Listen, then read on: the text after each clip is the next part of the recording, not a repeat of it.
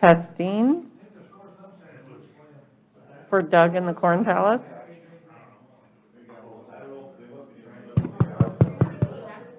No, he just wanted me to turn on the volume so he could check it on the broadcast. So just checking for Doug. Testing. Call a meeting to order and start with Pledge of Allegiance.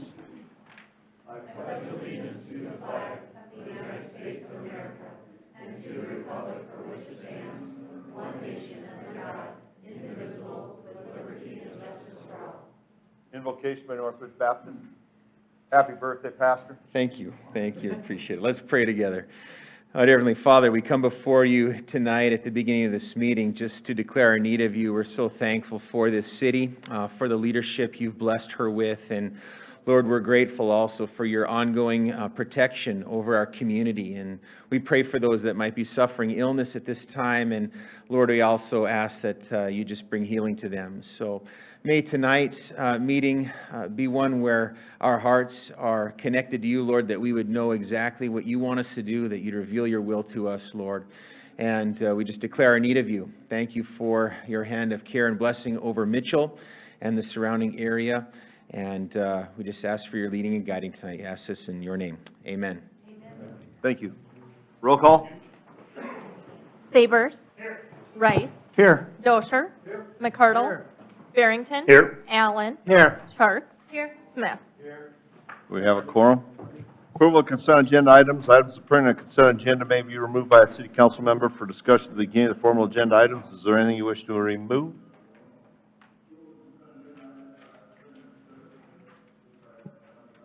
Just nothing to remove, but question, can somebody explain the change item at the plaza, and is that everything? The concrete takeout and that stuff so is that? Yep. Is that going to be it for 2020? Joe Schrader, city engineer. Yes, this is the final change order. Okay. And that'll reflect the final quantities on the final pay request. Okay. I had a question for Doug. I see that we're full steam ahead for Corn Palace Fleet. I saw the map that you were requesting the alcohol permit, and that's like on the plaza. I'm just trying to remember. I was trying to find it there. But my question was, are we keeping everything north like we did last year, or are we bringing anything? Are we changing things around at all? Sure. Doug Greenway, Corn Palace Director. So the location of the festival is the same as last year. Everything north of 6th Street to 9th Street. 6th Street to 9th Street, and a half block either direction on those streets. Road closure would be a half a block south of 9th.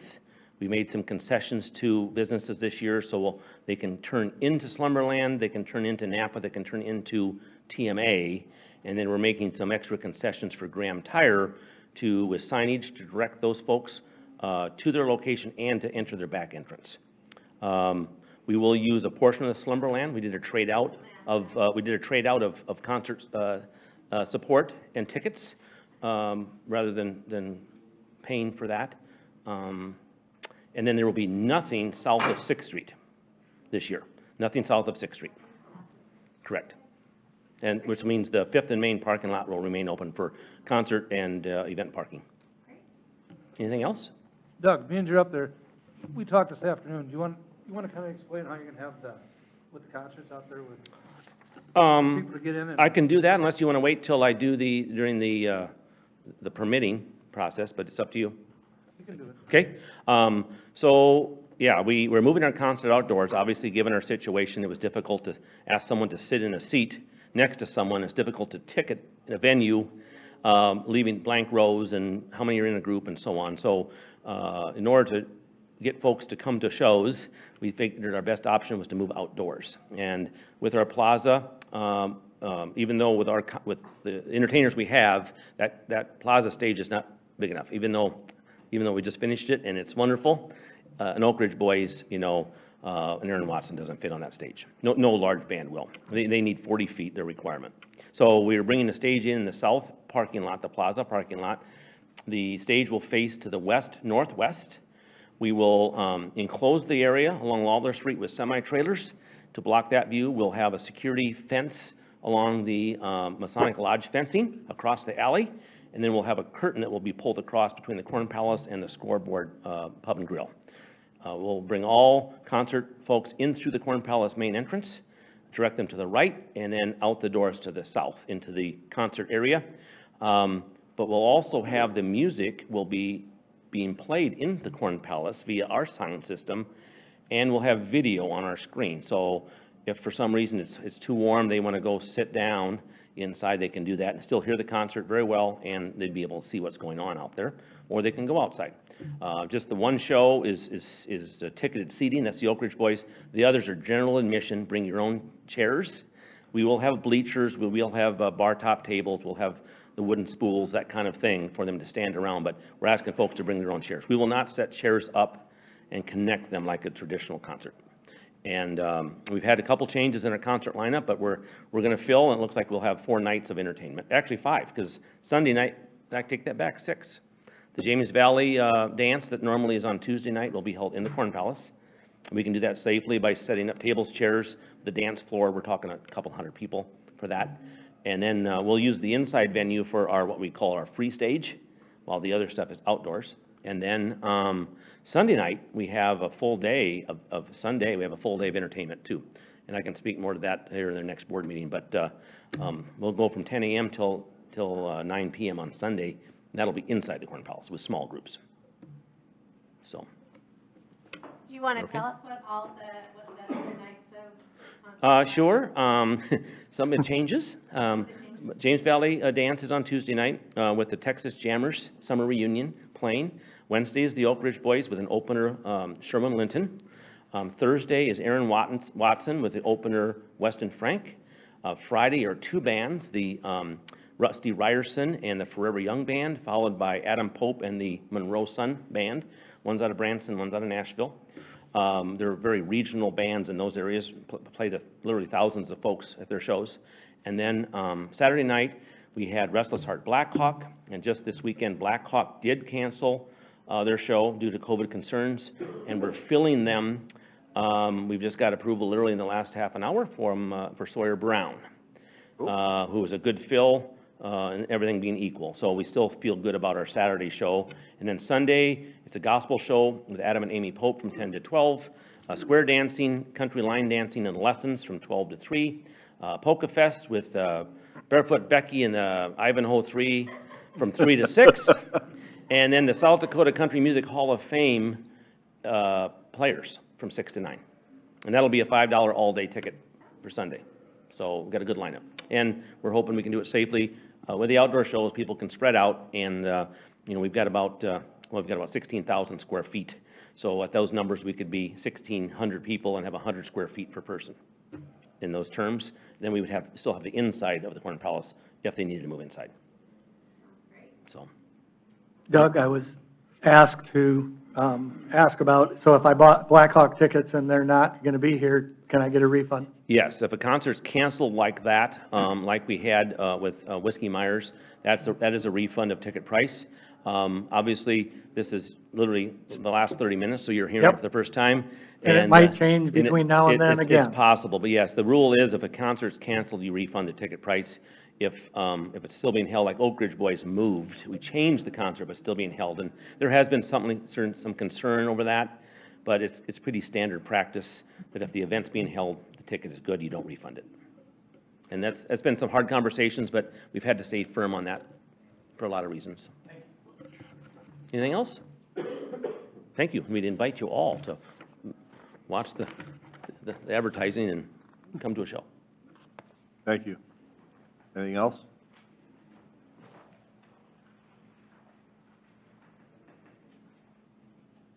Entertain a motion. Move approval of the consent agenda. Okay, we have a motion by Mr. Second. Stutz, second by Mr. Rice. Further discussion? Roll call, please. Dosher. McCardle. Barrington. Aye. Allen. Chark. Aye. Smith. Aye. Sabers. Rice. Aye. Motion carries. Citizens input, if you need to address mayor, Members of City Council, an item that was not on the agenda excluding personnel items, please come forward to the podium, state your name and your concern. Presentations are limited to 3 minutes. Items will be considered, but no action will be taken this time.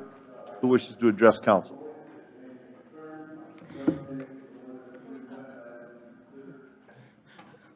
Doug Greenway, Corn Palace Director. Regarding our Palace City Pre-Sturgis party on Thursday, we certainly would like to invite you all. You had approved a street closure from 4th Street to 7th Street for classic car parking on 4th to 5th, and then motorcycle parking 6th and 7th. At our meeting Thursday, the organizers of the Chamber and Clockworks have asked if we could extend the classic car parking to 3rd Street, which is one more block south, so the 300 block of North Main. Last year they ran out of space and they turned cars away, and they hated to do that because they think this event would grow. So it's a last minute change. We asked the mayor if we could do that. He suggested we ask the council. We would not ask you to change our open container permit, alcohol permit, that would end at 4th Street. And we have both police and search and rescue security. We would watch those areas, and signage says no alcohol beyond 4th Street. But they're asking us to close the Main Street beginning at 3rd. That's a change. The intersection remains open though, right? Correct. Right. East-west, yeah. Yep. Is it okay with public safety? Yes. You just want us to, It's more of an, I already told them they could do it, so it's more of an informational, it's more of an informational deal to you. And then while I'm here, I invite you all to come down. It's 5 to 9. There'll be live entertainment 7 to 10, and food trucks in the 5th and Main lot. And again, we think we can spread out and do it safely, but we do expect several thousand people to attend throughout the night. Doug was being generous to you guys. I told him he could do it. I just said we need to tell council we're doing it, or let him know. So he was. Thank you. As long as we're staffed, why not? Well, and they hope it to grow, and the goal would be if we can fill it up with motorcycles and have a little mini Sturgis before they go, take it all the way to the depot in South Main. So I guess we're expanding one block. Thank you. Thank you. Kiki? Yes, good evening, thank you. I couldn't hear anything out there, it's like blaring, so I wasn't sure when to come in, so Doug grabbed me. So 2 things for me tonight. Say your name because you're on. My name is Kiki Leiferman. Thank you. I'm the owner and operator of the Back 40 Tap House Grill downtown Mitchell. 2 things today I want to talk to the council about. I know I've talked to a few people. I've been to the Corn Palace Board, Mitchell Main Street Board, and I've been meeting with other boards around.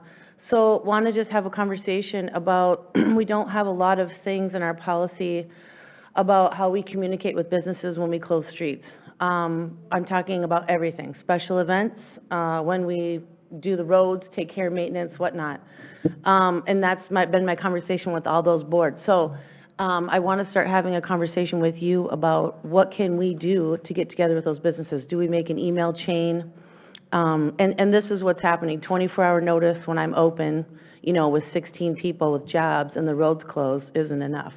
I'm making my schedule 2 weeks out. I'm happy to accommodate, obviously, and special events, that's another issue. So partly, I want to ask you to start the conversation tonight. How can we all get together to make it more organized so that businesses that are affected during operating hours know what's going on? And that affects me directly, obviously. I have no outlet. I don't have a corner, so you can't get up to me. Everyone's been very gracious to me. I'm not complaining about what's going on at all, but I do know that it has been a continuing issue, and now since we've had COVID, it is even more important that my income and the income of the downtown businesses and bars and restaurants, for that matter, in town, we have to be very careful. And I see we've got a lot of road stuff going on, and there's all this crazy, and people are supporting local, and they're doing their job. So I want to get together with you, and I would even be willing to be on a committee or anything about how do we get together with special events, road closures, how does that affect businesses? When do they open and close? What is their kind of business? This is the type of thing. Mine, of course, is different than Sherwin-Williams, who's on my same block. So everyone has different needs, and I want to start, there's nothing really in our city. I asked for some paperwork. It's kind of blurry about what we do there. So I think part of it also is, also to get the businesses involved in those events and street closure. You know, road chipping and whatnot, I mean, clearly, we have nothing to do. But for me, I want to be a part of that conversation and be involved. So I've spoken to those boards, and I said, I want to be involved in what you do. Like, I want to be in the middle of that, or in the beginning of that conversation, and help you plan those things if I am so affected. So that's an issue. Now, when we have, like, Corn Palace Festival, it's been an issue for me in the past that we've closed the roads, and I've not been notified, and then that Tuesday and Wednesday while they're setting up, I have no business. I have to close. So I have all those people not working for 2 days. So that setup time, just to be honest, it has been an issue. I'm aware, but with COVID and whatnot, and it's so scary right now, and everything's so volatile when we do events. I am helping on the board for Pre-Sturgis, so I do not want to come in here and be a complainer totally. I want to be a part of the solution. But I do think that we have some things lacking there that we could all get together. I mean, look at all our technology. Certainly, we could zip this together, and this is a package deal. You want to come to this meeting, that's what they're doing, get there, you know, that type of thing. So anyway, I just want to bring that to the council's attention because I have met with some other boards and whatnot. They've all been extremely receptive. So there's got to be a way we can all get together and do that with those businesses that are affected. The second thing I want to talk about... You've got to do it quick because your 3 minutes is up. Oh, I had two little issues, or two topics. Can I do the other one, or no? Yes? Be very quick. Okay, the other one is about our special assessment tax for downtown. With COVID, I know I've talked to a lot of the other restaurants and businesses downtown. It's going to be a huge hardship for a lot of us to pay that. We understand that. Okay, so I came tonight to ask the council if they would review that and think about doing something for us. We are looking at it. Yeah. Thank you. That was my second one. Okay, quick, I'm done. Thank you. Okay. Thank you. Good night. Is there anybody else out there that wishes to talk? No, no one else. Nobody else? Okay, first reading of ordinance 02020-10, an ordinance that changes the zoning district classification of real property legally described as the west 56 feet of outlot 7A, southwest quarter, section 15, township 103 north, range 60 west, city of Mitchell, Davis County, South Dakota, from R2 single family to HB highway business. Place on first reading. Motion by Mr. Allen, second by Mr. McCardle. Further discussion? Actually, there's a motion to table. Oh, to table? You didn't read Oh, I'm sorry, I didn't read that. I didn't read far enough. Motion to table. Motion to table. I apologize. Motion by Mr. Allen to table, second by Mr. McCardle. Further discussion? Anybody in the audience wish to address it? All those in favor of the motion signify by saying aye. Aye. Opposed, nay. Motion carried. Board of Adjustment, entertain a motion for the city council recess and sit as the Board of Adjustment. So moved. Motion by Mr. Rice, second by Mr. Barrington. Further discussion? Anybody in the audience wish to address it? All those in favor of the motion signify by saying aye. Aye. Opposed, nay. Motion carried. Hearing and action on the variances for Stephen Ehlers, 126 West 15th. Motion to table. Second. Motion by Mr. Rice, second by Mr. Barrington. Further discussion? Anybody in the audience wish to address it? All those in favor of the motion signify by saying aye. Aye. Opposed, nay. Motion carried. Hearing an action for Skylar Sievert, applicant, and CJG Properties LLC owner, 801 North, Wisconsin. Skylar Sievert, applicant, and CJ Properties LLC owner have applied for a conditional use permit to operate a family residential child care center at 809 North Wisconsin Street, legally described as Lot 4, Block 52, Capital Edition, City of Mitchell, Davis County, South Dakota. Property is zoned R4. Mayor and council members, as you've probably noticed in the planning commission minutes that are in your packet, that they did recommend approval with two conditions. One, that it is not transferable, and two, that if she ceases to operate for a period of 6 months or longer, that she would have to reapply. She has passed fire inspection, and she's right here if you do have any questions. Again, this did get recommended for approval. Did I read in one of the letters in opposition, a neighbor said that you suggested that maybe they're already operating a daycare there? You want it? Did I read that right? Yeah. Yes, they did say that I was already operating a daycare, but Excuse me, state your name, so, my name's Skylar Sievert, thank you.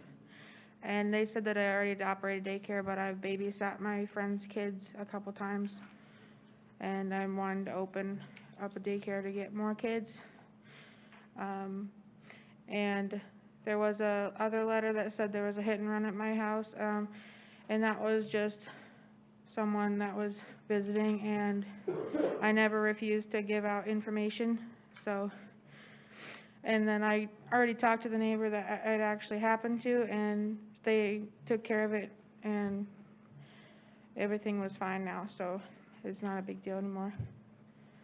One of the letters also talked about some concerns about people speeding on Wisconsin Street and not stopping at the stop sign. Is that something that you witnessed, or is that a concern of yours?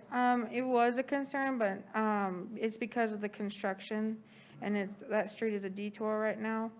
But since they closed 9th Street right now, it hasn't been a real big issue. Yeah, I was just wondering if there was something that we could do to facilitate making sure that that's a safe place for those kids that you're watching. Yeah, I'm thinking about talking to my landlord about getting a fenced-in backyard. So I'm hoping that we can do one. Well, you're providing a very important service for our community, so I would move approval with Second. the conditions. Motion by Mrs. Chark, second by Mr. Allen. Further discussion? Anybody else in the audience wish to address this?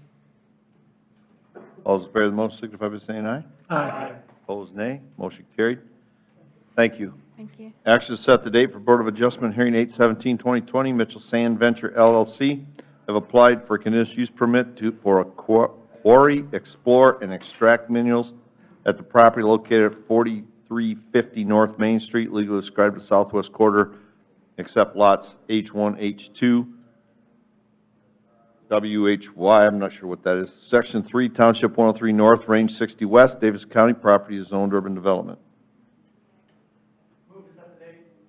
Motion by Mr. Rice, second by Mr. McCardle. Further discussion? Anybody in the audience wish to address it? All those in favor of the motion signify by saying aye. Aye. Opposed, nay. Motion carries. Action to set the date for Board of Adjustment hearing 8/17/2020. Sean and Jessica Anderson have applied for conditional use permit to operate a family residential child care center at 725 East 12th Avenue, legally described as Lot 4, Block 1, Northridge Subdivision, City of Mitchell, Davis County, South Dakota. Property is zoned R2. Set the date. Motion by Mr. Allen, second by Mr. Barrington. Further discussion? Anybody in the audience wish to address this? All those in favor of the motion signify by saying aye. Aye. Opposed, nay. Motion carried.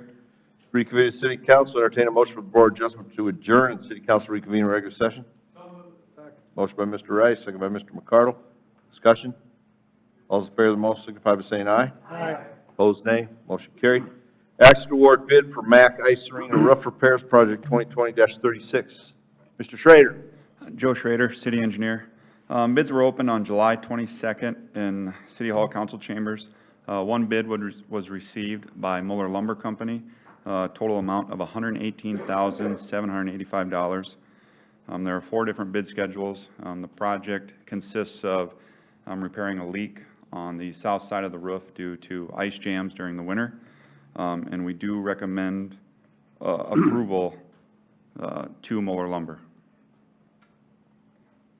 What would be the timing if approved? We have the completion date as October 31st currently. What was budgeted on this amount, Joe?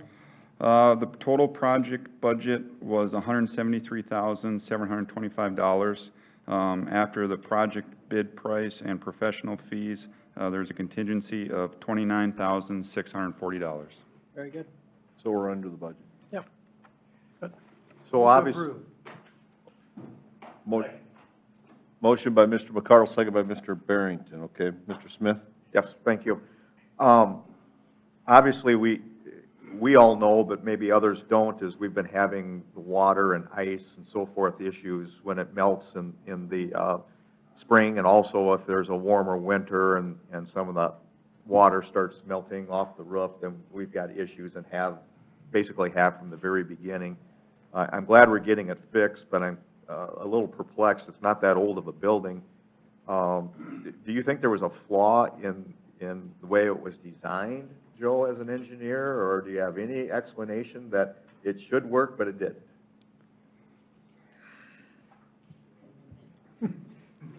Good luck with this one, Joe. Would this be putting him on the spot? I'm sorry. Can I answer for you? We did have someone do a study of that, which council received that report from, I think it was MSH, right, out of Sioux Falls? I believe so, yes. And it gave an overview of what the problem was with the two roof lines coming together.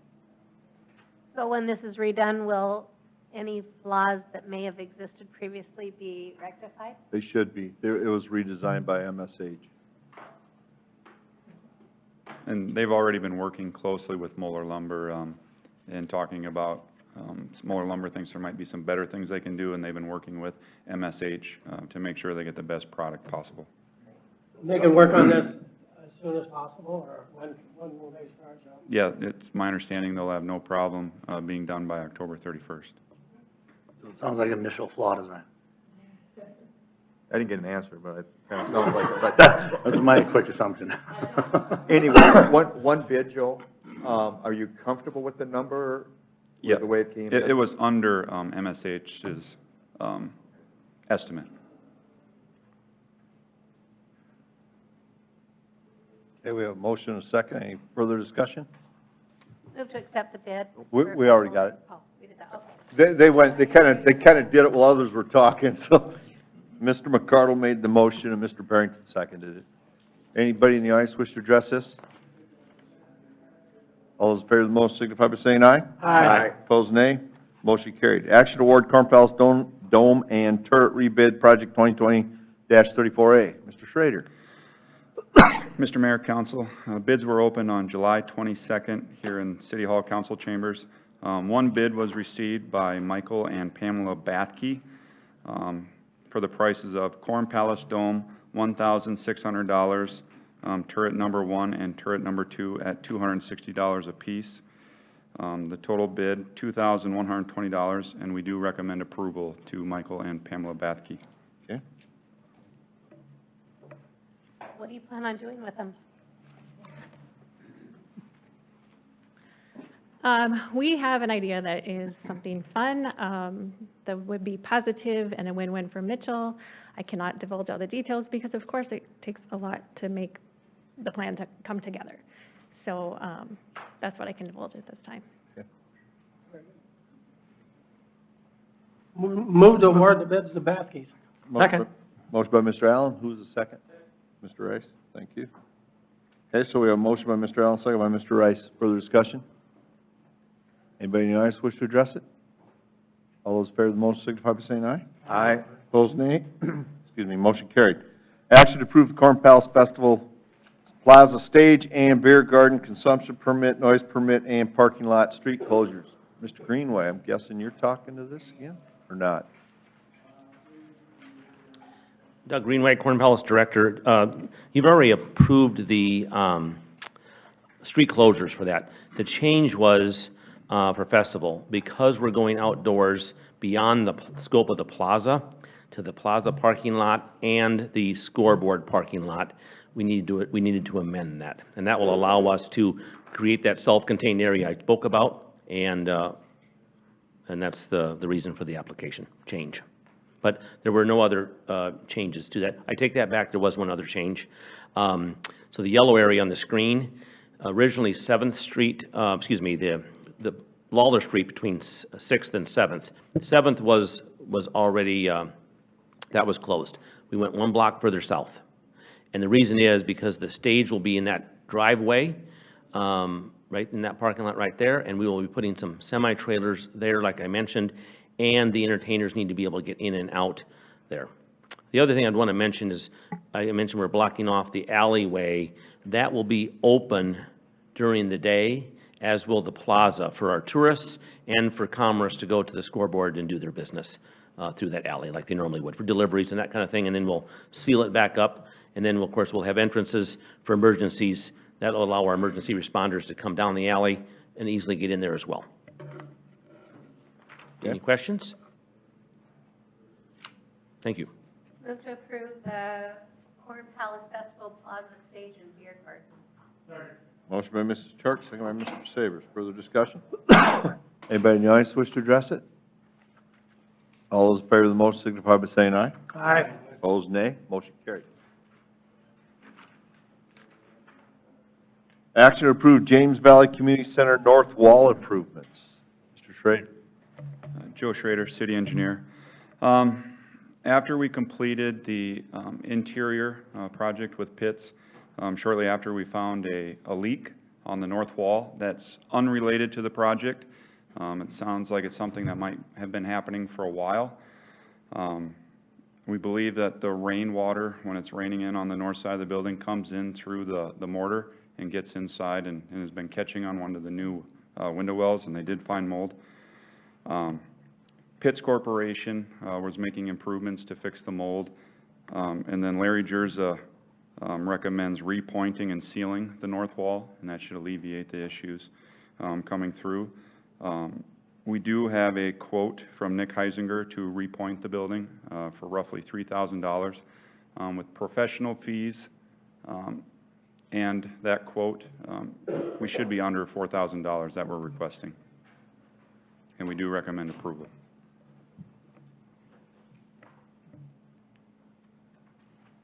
And just quick question, and this will come from the community service reserves as a supplement late after? Yep, that's what we're hoping to do, is that they would have cash in the fund that we can supplemental appropriation up. Otherwise, we'll have to use contingency, but our preference is their fund first. Motion to approve. Motion by Mr. Smith, second by Mr. Rice. Further discussion? Is there anybody in the audience wishes to address it? None? Okay. All those in favor of the motion signify by saying aye. Aye. Opposed, nay. Motion carried. Action to approve closure of parking space for no parking / loading zone 125 South Kimball. Mr. Croce. Mr. Mayor and Council, Kyle Croce, Public Works Director. Don and Barb Young had requested the use of a parking space in front of their building at 125 South Kimball to use that as a loading area.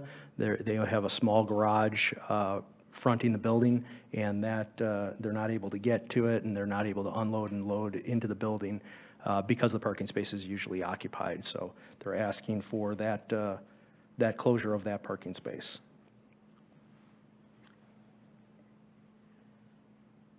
Move to approve. Motion by Mr. Rice, second by Mr. McCardle. Further discussion?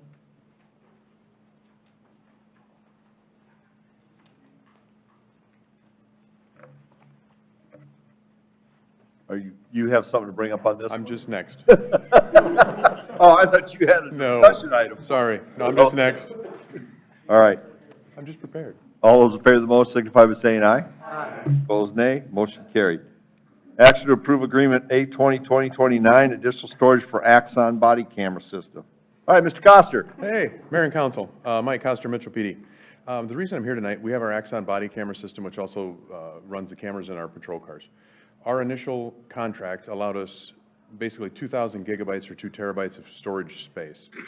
Axon had told us that if you go over a ways, we're not going to get terribly concerned about it. But in working through COVID and our court system, we found that we're over 3,000 gigabytes of currently stored video. And what we're asking for, I had explored with Axon to see what it would cost to add another 3,000 gigabytes or 3 terabytes, which would bring us up to 5.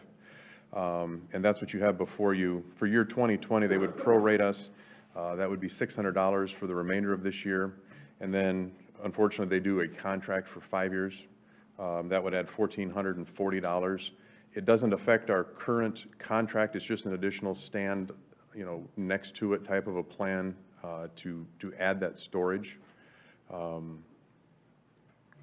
Essentially, I visited with Andrew from IT to set up a server ourselves to take this.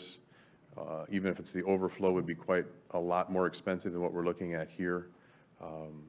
As you know, with Axon, everything is redundant storage, secure. There's an audit trail. With anything in evidence that comes up as a question is who's opened it, who's looked at it, who may have redacted it.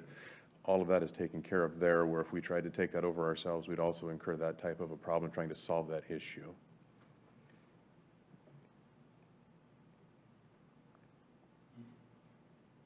I'll move approval for the additional storage. Motion by Mrs. Turks. I'll second, but I've got questions. Second by Mr. Rice. So I'm assuming that 2021, 2022, those will just be budget items in the police department? Yes, we've Okay. already put in for budget And- 21 for that. And I didn't read the contract or look into it that much, but is there an out what if 2 years from now, the technology is obsolete? We're still not going to pay $1,440 for storage we don't need. If the technology is obsolete, we would have more issue with the rest of our system as well. Well, But no, not necessarily. There might be storage systems that are non-computer and all sorts of things that are out there for handling video and data storage that you might not even be invented yet. We would have to explore that further with Axon. We're currently on, I believe, year 2 of your 5-year contract with the actual base system. Yep. So we're committed to that, to that point. So we'd still be looking at 2 years beyond that if that was the case. Okay.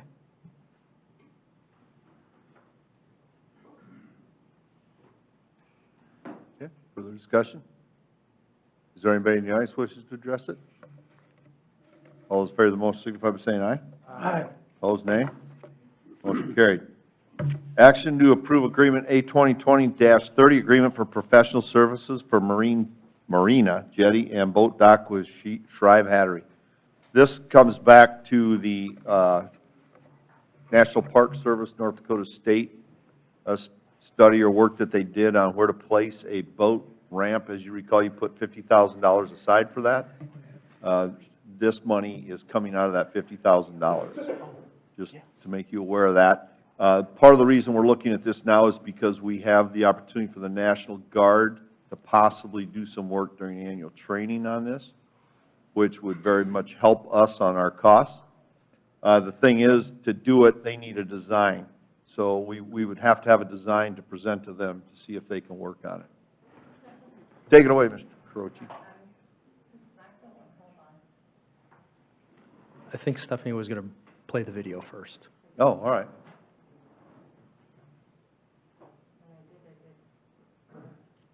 Did I steal your thunder? I'm sorry. If not, I can talk. There's a video.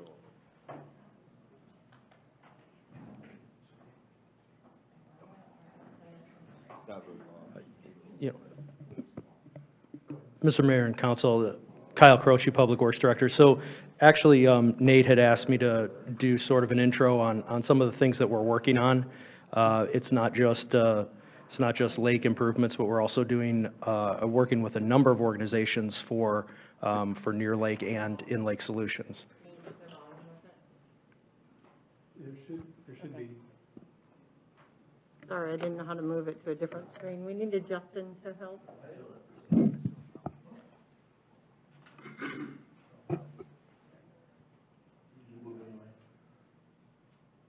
Other light. There you go. I'm going to have to get somebody else in that corner to run the lights. The last one did much better. And, of course, Lake Mitchell. This project is a part of the Architecture and Landscape Architecture at NDSU and is under the Community Design Center by Matthew Kirkwood. It is being led by Sam, Mitch, and myself, Chandler. We'll be looking at the implementation of a new marina area at Lake Mitchell. This marina would be located on the northwest portion of the lake. Now, in this process, we started by talking to Nathan Powell, who is the Parks and Recreation Director at the City of Mitchell. He and a few other members of the community helped push us along with some key design pieces. After discussion, we found that the idea was to add a main building that could service as a restaurant, a new boat dock area where boats could temporarily park throughout the day, a jetty riprap that would protect this new dock area, and a cabin area to the north that would give visitors a place to stay. When looking at our overall schematic design, you can see that we had several design decisions to make. As a whole, we had to decide what we wanted to cover though. After continued discussions with Nathan, we decided that there should be a location for a sledding and biking hill along with the cabin and marina area design.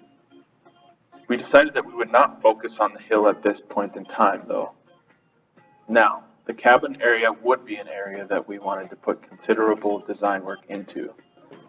Another area that we wanted to put design work into was the marina area, which includes a main building, parking, docks, and the jetty riprap.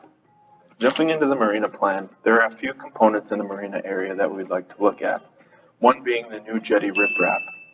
The jetty riprap protects the new docking area from large waves and wakes created by boats and wind. Another piece was the main building and the restaurant. This gives the public a great place to come and relax after a fun day on the lake. There is also a new fish cleaning station placed on the site that allows fishermen to quickly and easily clean their fish without having to take them back to another location. The new riprap plan features a new fish cleaning station which is designed with a color palette that fits in well with the rest of the new structures. It is modern and will not only draw appeal to the area because of its design, but will be extremely functional and will allow fishermen to have a great and clean fishing experience. As you are going out to the end of the riprap area, there is a boardwalk. This will lead you to an area that has a fishing deck, along with a covered gazebo next to it. This design fits in well with the fish cleaning station design and also leaves space for great views. The next area is the main building. The marina building was designed to interact with the lake and respond to it both directly and indirectly. The spaces within the building are placed in tiers. These tiers will allow you to indirectly interact with the lake and look upon it, while others below and above you may also be able to look at it. The space includes 2 bathrooms, a large full kitchen plus storage, an office for management, and window access for a second styled atmosphere. This space has a lot of windows at eye level, but there's also spaces below where there are windows that allow you to get multiple views. You can also interact with the space directly by walking down the stairs along the side of the building and walking down to a dock space which goes directly onto the lake. The next area that we put design work into was the cabin area. The cabin area is a well-designed area for comfort and experience in mind. The modern design of the cabins would enhance the feel of the area, while the area would not be short of activities to participate in. This would give the visiting communities opportunities to be either very excluded or very much intertwined. The cabins themselves at Lake Mitchell were designed to be a welcoming place for families to come and enjoy Lake Mitchell. The cabins sleep 4 to 6 people, with the dining table converting into a queen bed. The cabins provide a comfortable place for guests to stay while they explore the area and visit the town of Mitchell. The cabin grounds include several trails for both pedestrians and bikers, along with areas for recreation and designated bonfire areas for families and friends to gather around after a long day on the lake. When looking at the overall design of this, we can see that the newly designed area will create a sense of excitement for both residents and non-residents of Mitchell to come experience. Now, we cannot stress the importance of community involvement in all sorts of projects as well, including this one. We as professional designers have to understand that the community is our client and that we are doing work for the greater good.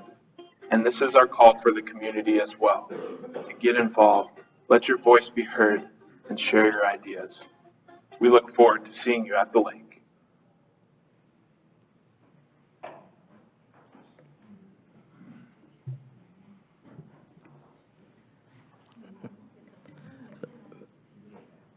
Go ahead.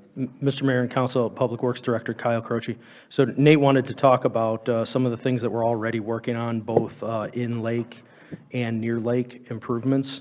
And I know the comment was that maybe this was too soon, maybe we're not ready for it. But I wanted to go over a number of participants that are working on both near lake and in lake improvements. Number one is the City of Mitchell on all the consulting and design work that was done for the in-lake improvements previously. We worked with South Dakota State University on analysis of feasibility of water staging upstream. U.S. Geological Services Water Science on flow analysis of Firesteel Creek. Those are all near lake. We're working with the U.S. Department of Agriculture and NRCS and Northern Prairies Land Trust on agricultural land easements for near lake improvements upstream. We're working with James River Water Development District on riparian buffers, fencing, CRP, and conservation programs for near lake improvements that total up to $1.2 million so far. We have partnered with Ducks Unlimited on a NACA grant and Migratory Bird Conservation Commission and received a $1 million grant for the near lake improvements. Participants include Aurora, Brule, Sanborn, Gerald, Buffalo, and Beetle County. The city of Mitchell purchased the Kelly property for $4.2 million on a near lake improvement for conservation and wetland staging. We're working currently with Ducks Unlimited on a low-head weir dam structure. They're coming up with a proposal for a future design on that. We're working with National Park Service and the National Guard on in-lake improvements. This is part of that program, as well as North Dakota State University. DENR on a possible state revolving fund loan for in-lake improvements. We work with the Friends of the Fire Steel, who are focused on fundraising for dredging. We're working with producers and property owners, mainly Gene and Craig Staley, who are conservation partners with us in near lake improvements. We also work with the county conservation offices, Davison County, for planting and for native grasses on near lake improvements. And we're in discussions with Game Fish and Park on their possible involvement with in-lake improvements.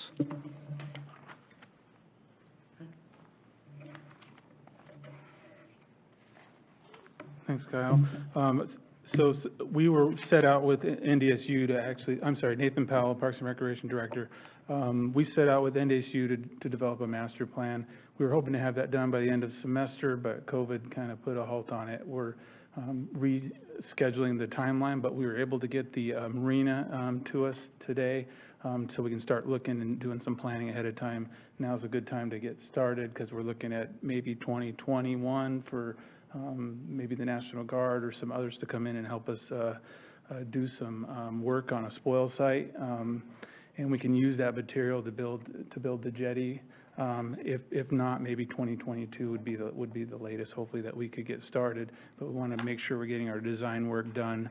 And I just want to say that recreation is part of the discussion when we're talking about cleaning Lake Mitchell. It's an important part. That's why we're cleaning Lake Mitchell. So if we're not preparing for it and not looking at that as part of the discussion, then I don't think we're doing our job. So the jetty can be done with part of the work that we're doing. If we're going to be moving earth, that's a good time to be doing that, especially when you're prepping a spoil site for dredge material.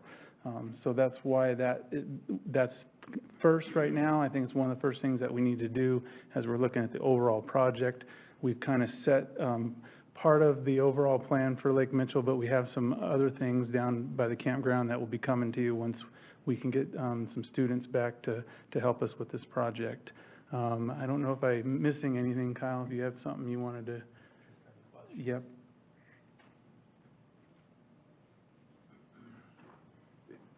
If I'm looking at that map right, we own all of the land that you're looking at, is that correct? That's correct. This is all parkland. Which is another really positive for this project. Fire steel, that area, that large area, could be a dredge spoil site. It hasn't been determined yet, but it's something that we can look at when we doing our design. Potentially, what could you do with this dredge spoil site? You could potentially have a sledding hill there with it, or if we were to take the spoils that come out of the lake when we dredge it, that would make an excellent area to build a hill and make it a sledding area.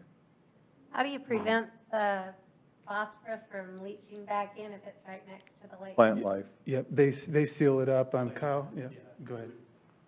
I know that was always one of our concerns, is, where we're going to dredge them And that was material to and how far we're going to truck it away. So that was one of my discussions with FIRA as I took office, because as you recall, there was one proposal where we kind of dammed off the area by the cemetery there, and the little finger that goes back in there. Mm-hmm. And that is possible. They do put I'm guessing it's a clay seal over it to help, but there's also they plant vegetation on it to absorb that phosphorus and eat it and use it up. Right. So this would be this would be an ideal location because it's so close, whether it was for hydraulic or mechanical dredging. If we could use the fill for the jetty like Nate was talking about, again, it's in close proximity. We could use the sand material after dredging. We could do, or before dredging, we could do a clay liner for the spoil material, and after dredging, we'd do a clay cap on top of it. I didn't see a beach. Is there not a beach proposal there with cabins?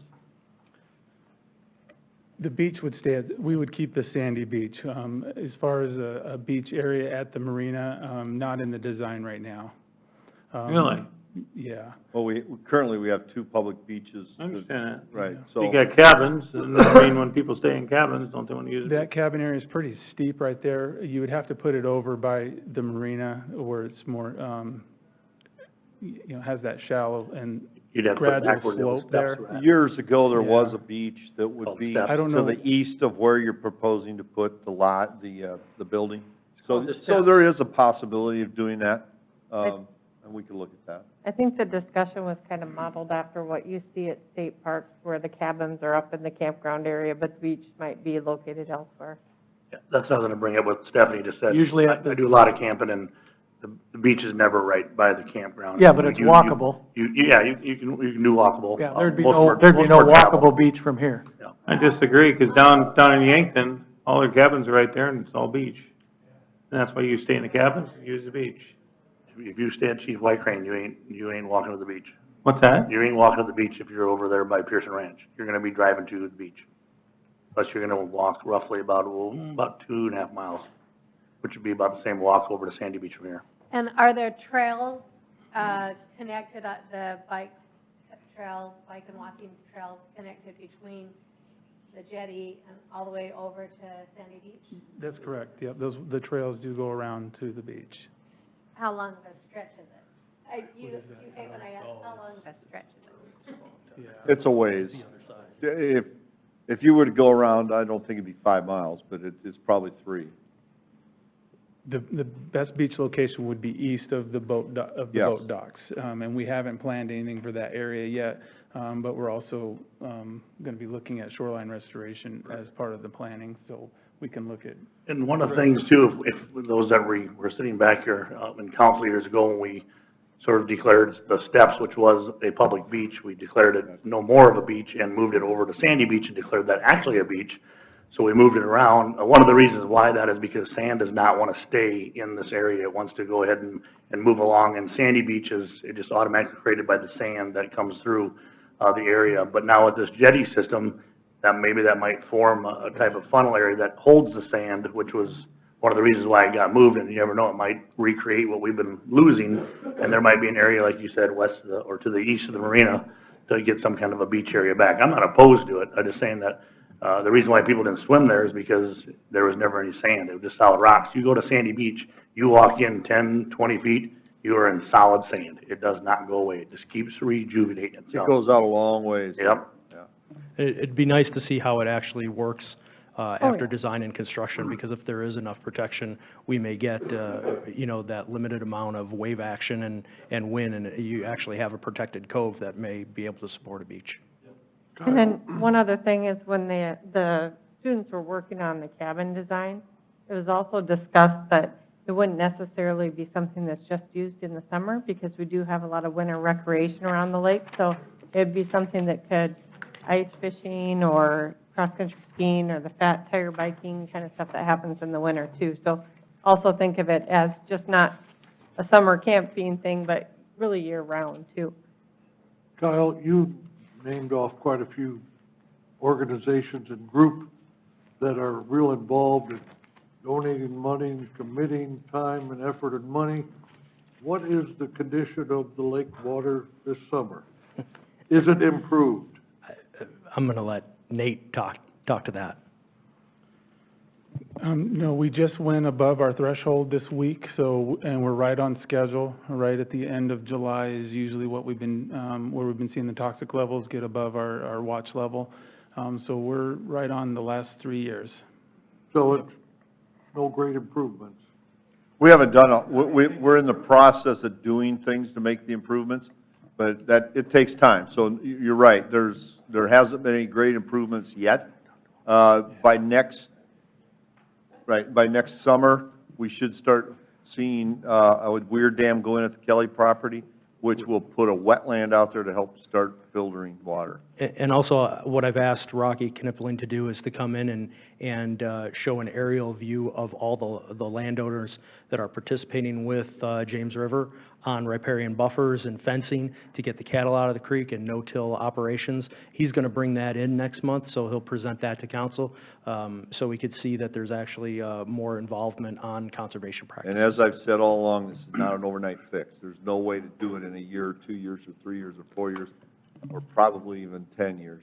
But it's a process, and we're starting that process. And as I boat all weekend long this weekend and swam all weekend long in Lake Mitchell, I was very quite impressed where the algae look is at, back from the years before where we thought we had times where you could walk across it, as we'd so say. It's in quite good condition in my mind from what I've seen out there. And we were out there all weekend long, and there was a lot of activity out there on Sunday and a lot of people in the water, and it was good to see. So you're saying it's not, you didn't think it was as bad as past years? Well, last year wasn't that bad because of all the rain. For the light amounts of rain that we've had this year, I'm quite impressed the way it was. If we go back 2 years ago when we had a lot of rain, you could walk across it, and it hasn't been that, that bad except for maybe some small areas, but very impressive the way it's been so far this year. So. I pointed out where a beach could go and be a good spot for it, and that's to the east of the boat docks. Years ago, there was actually, people swam really from about right in here all the way over into here. It is real rocky. Called the steps. Yep, well, you know what we used to do there. We used to drink down there, Mayor. And I do want to run down. I'll run through the amenities that the public did ask for in the survey. Obviously, number one was Clean Lake Mitchell. Then it goes to restaurant, cabin rental. This is in order. Paved trails, marina with supplies, a fish cleaning station, motorboat rentals, and then it goes on to fuel sales and boat docks. So those are the things that we included in here was what the public had asked for. It wasn't what we had just come up with. I've got a couple questions. I'm a little concerned with what we think the deliverables are going to be for this project, because when I look at the items that aren't included, additional trips to the project required, only one trip is included. Geotechnical exploration and analysis is not included.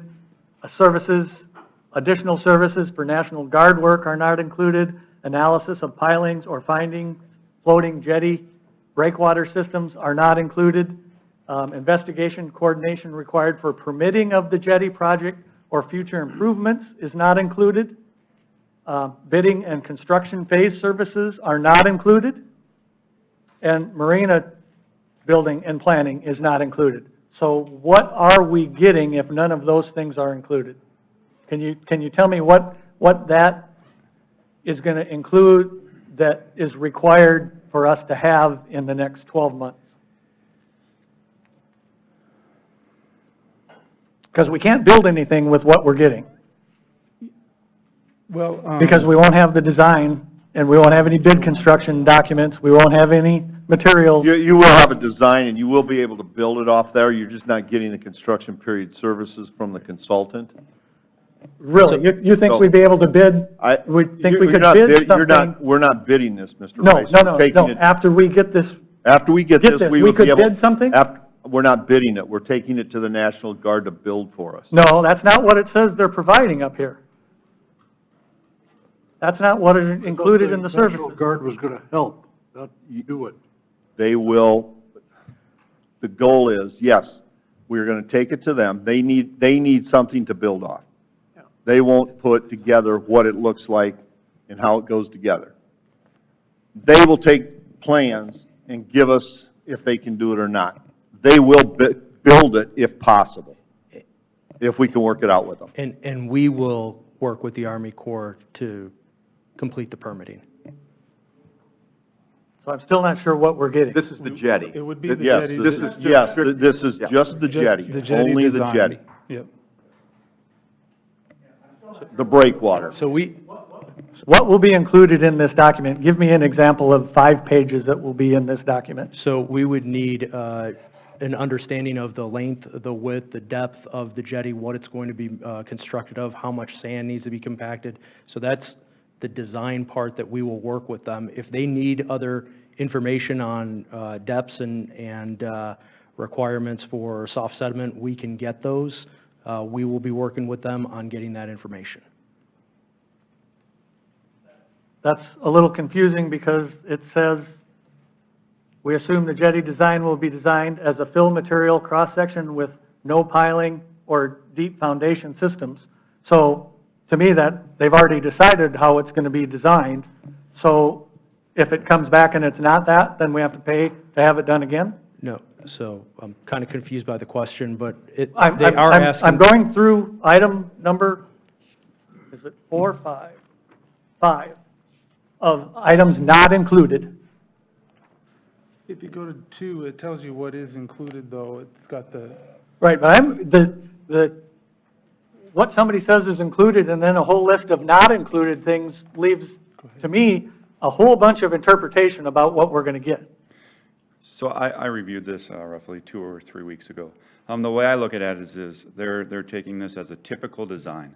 The items that are listed as not included would be atypical, so in turn it would require more work and more compensation. I see this as coming back as something that you can build off of.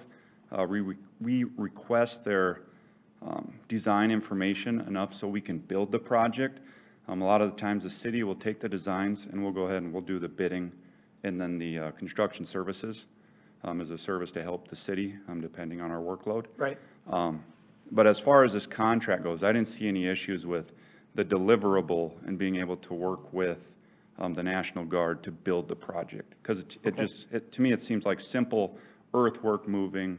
And like Kyle said, we're going to work with the Corps for the permits. Permitting is included? Yes. Okay. Right. Is your question answered? Will they, in what they're offering, will they have a cost estimate? Even considering that the National Guard's going to contribute some labor. Right. So there would be a cost estimate on the materials. If we could utilize materials that we have, that'd be great. If we could utilize the labor from the National Guard and Park Service, that's what we would do as well.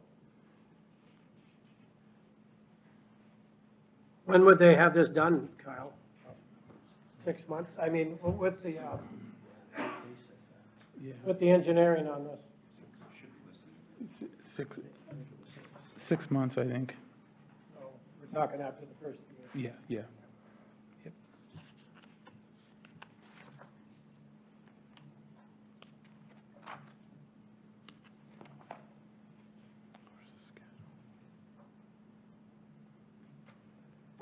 Well, I think, obviously we all know where I've always stand on the lake. It's always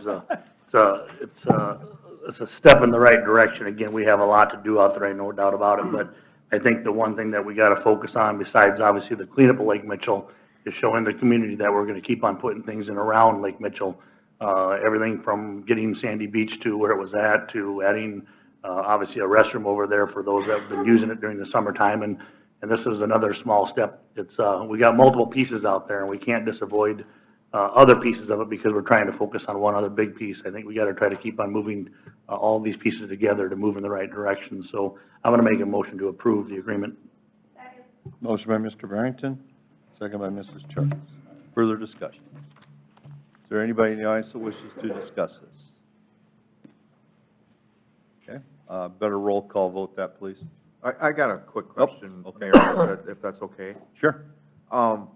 So, and I agree with Marty that we've already made an investment into the lake, and, you know, now we've got a different project, which we've always kind of had discussed over the years of having the some type of access with the public, with or without having a home or a cabin on the lake, and I think that's to me, it's a great plan. So I just want to make for sure the 35,000, we are going to get somewhat of a design that we can work with potential, with the National Guard to put the jetty. This project is grand and it's big and pretty cool, but if we don't go any further, are we going to get some value out of the jetty, just looking at the jetty itself? Yes, with the boat docks, this is what started, it was putting in boat docks, and we want to put it But in assuming you don't get the boat docks, yes, Oh. you would have a walkway out there in an area for people that people could use for Oh, fishing, yes. picnicking, whatever they wanted. Right. And that would be all handicap accessible? Yes, would be all handicap accessible. And the other way I look at it too is even if we, and I hope we do, and I hope, again, to me, I want to partner with some private and make sure that we're not competing against anybody, but at a minimum, what I envision is you at least be able to stake off areas where you can just have people come in and put their own docks or whatever. I'm not saying that that's what we need to do, but the jetty would have some value not only to people walking on there, but protection in an area that we could do at a very, very minor improvement. And I'm not saying that that's what I'm promoting, I'm just saying that I want to make for sure that we do get some value. If it stops, then we didn't waste $35,000. So if it didn't progress any further and you had the jetty, you would have a breakwater to protect anybody that you would allow to put docks out there. Correct. Yes, you would That, have I guess that's ability. my question. Right. Ultimately, you would want to find I think you would want to find a vendor that would be willing to take on putting a restaurant / bait shop / bar / Right. hotel reception area or cabin reception area as a personal entity and lease it from a long-term lease from the city. So ideally, if we had the jetty and protection, you would basically build a cove that hopefully we would have that wave action and that wind protection. So you could either put individual boat docks if we never got floating docks out there, or possibly a mooring field where they could set their boats there. Hopefully it would be protected enough for that. Additionally, you would be able to go out on that jetty. You'd have enough riprap around there, possibly increase fish habitat around the jetty as well. So how long would the jetty be roughly? You know? We talked about that, it was 300 feet is what I want to So say. you'd be from the shoreline, you'd be a city block out. No, because it would curve in and kind of, it'd be a straight out, and then it would, what was that? Oh, yeah, it is on the, There's a little curve, there's an arc to it, yeah. Okay. It's not straight. There's an arc to it to give you So general it's 300 feet. yeah. But then how wide is that? What we wanted was 20 feet at the top. So this design right here, I had the Shive Hattery send this to me, and this, if it looked like that, it'd be 530 feet, Oh, wow. so. And that's one thing, Jeff, coming off of your question a little bit is, if the process of doing this and it would just stop, I do believe this is a huge benefit yet for the community, because I think it's able to be used what might create, obviously, maybe a beach area, obviously areas for boat docks, but let alone another area that people always are complaining about. I want more areas to fish out there, and this is another place that we're giving them. So I hope the project doesn't stop there. I hope it keeps on proceeding, obviously, with all these other entities that we can team up, but this, in my mind, is not a waste. I think it's something that is a positive thing for our community to use. Are we fairly confident that the material on the land that we own would be conducive to that? I mean, you can't say 100%, but that would be very expensive if we had to go out and buy fill. Yes, I think what we have around the lake is a lot of sandy clay material. So what Nate had showed you there with a spoil site area, if we could clean the area out from all the vegetation, we could dig down and we have usable material. The question would be, where would we get the riprap rubble? That would be a cost, and could be out there. You're going to have a depressed area when you take tailings out of the lake anyway, so you can settle in the water and take, not let the sediment go back in.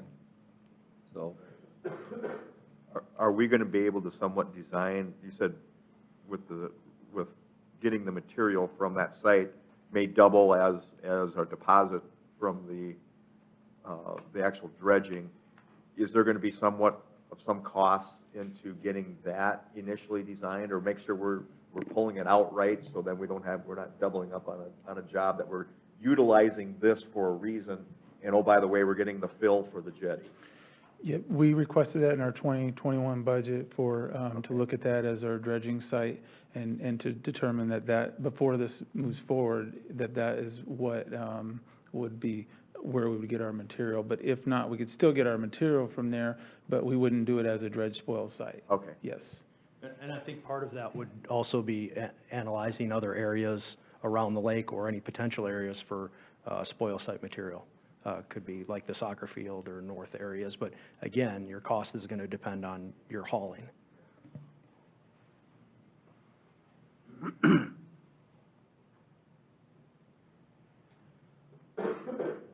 Further questions? Okay, roll call, please. Barrington. Aye. Allen. Aye.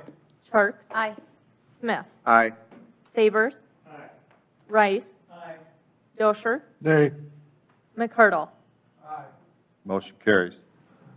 Action to approve resolution R 2020-49, a plat of lots 1 through 5, Kierkegaard Addition, in southwest or southeast corner of the southwest quarter of the southeast quarter of Section 3, Township 103 North, Range 60 West of the 5th Prime Meridian, Dade City, South Dakota. Mayor and council members, this plat was presented to the planning commission at their last regular meeting. This is just outside the city limits, but it's within our zoning jurisdiction. My understanding is the county planning commission will hear this tomorrow. As you can kind of see in the plat, what the person is doing is subdividing it into 4 parcels. Oh, excuse me, more than 4. 5 parcels, excuse me. And then there would be a road right there, a private road. And you probably also noticed in the planning commission the name was, we discovered, or with the register of deeds, since there's a Green Acres subdivision in Mitchell in the city, and this was right outside the city, we tried not to allow people to have the same subdivisions because it just creates a lot of angst when you're doing title searches and so forth. And so the party did agree to change it to Kierkegaard. And other than that, it went through the planning commission. You probably saw there's an aerial in there where this is. If you just take that county road to the west, or to the east a little bit, there's a couple yellow X's where that property is. So you can kind of see where they're at. Mr. Kierkegaard may be here if you have questions of him. Is that like a mile, or is it 2 miles, or is it closer than that from Highway 37? It's about a half a mile About a half from Highway mile, right over there. 37. Little less than Down half the- a mile. Down Yep. the hill and start coming back up. The pond-looking thing there, I think, is where they Well, take the gravel out. Yeah, you can kind of see the church over on your left-hand side. You see the Resurrection Church there. Move to approve 2020-49. Second. Motion by Mr. Rice, second by Mr. Barrington. Further discussion? Anybody in the audience wish to address this? All those in favor of the motion signify by saying aye. Aye. Opposed, nay. Motion carried. Action to approve resolution R 2020-50, vacation of the street right-of-way described as a portion of East Ivy Avenue right-of-way running east-west between South Lawler Street right-of-way and South Kimball right-of-way. Okay, this was presented, not this last planning commission meeting, the planning commission meeting before. The planning commission did kind of review this request. We did get petitions signed by the 3 property owners. The big building you see is actually the Mitchell School District's building, and then Schur's is the one next to the east, and then Clock is to the south. Again, all 3 of them have agreed to this, or at least have petitioned, I should say. Planning Commission did, like I said, did not recommend approval. There may be some utilities in there, and if you did read through the proposed resolution, there would be all the existing utilities, if they are there, and anybody who's existing there would stay. Also, there would be no construction could take place on this within the new right-of-way, or the abandoned right-of-way as well. So the party may be here too. Mr. Mayor and Council, Kyle Croce, Public Works Director. There are no city utilities on Ivy. There could be other utilities like Northwestern, but no city utilities. And that was my question, Kyle. Isn't there a way to check? Yeah. I mean, Yeah, they can they can check if Northwestern needs an easement or something, but we wouldn't need a utility easement.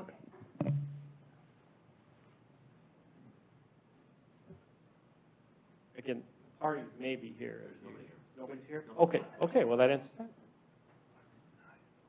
Who, Go ahead. who made the request? The petition, the property owners. They have to all agree to it, so Yeah. I'm They all assuming agree. they're all in on it. Yeah, the copy of the petition's in your packet. Yeah, all three of them.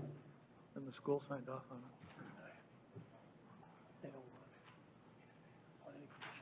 I'll move approval of 2020-50. Okay, motion by Mr. Rice. Second by Mrs. Stark. Further discussion? Anybody in the audience wish to address it? All those in favor of the motion signify by saying aye. Aye. Opposed, nay. Motion carried. Action to approve resolution R 2020-51, vacation of the east-west alley right-of-way between lot 6 and 7, block 3, Firesteel Heights subdivision, city of Mitchell, Davis County, South Dakota. Okay, Director, this too was presented to the Planning Commission, and they did recommend approval. As you can kind of see, there's a 20-foot, it looks like if you look at the plat that was presented, at one point it looked like there was going to be a alley that was going to go through. Well, when the next subdivision came on top of it, the alley disappeared. It didn't happen. So now it was kind of a little dead end there. However, the city does have some utilities that cut through there. So how this came about was the owner at 1419 Firesteel came to us and was replaced in the driveway, and then how they discovered it was you can kind of see where the driveway kind of angled off there. So what they were looking at did is just straightening that out a little bit so that you don't have to angle to get into the driveway. And so now, you know, so if they ever tried to sell the property and so forth, and but, you know, then it would make it a little bit easier. So again, all three parties have agreed, the one on 1415, 1419, and then the one on Roland Lane did agree as well. So, but again, there's language in the resolution saying that we would retain an easement to the city utilities as well as any utilities existing there. There would be no construction allowed on that vacated right away. And so again, the genesis of this is to straighten out that driveway. Move to approve. Second. Motion by Mr. Allen, second by Mr. Barrington. Further discussion? Anybody in the audience wish to address it? All those in favor of the motion signify by saying aye. Aye. Opposed, nay. Motion carried. We're adjourned.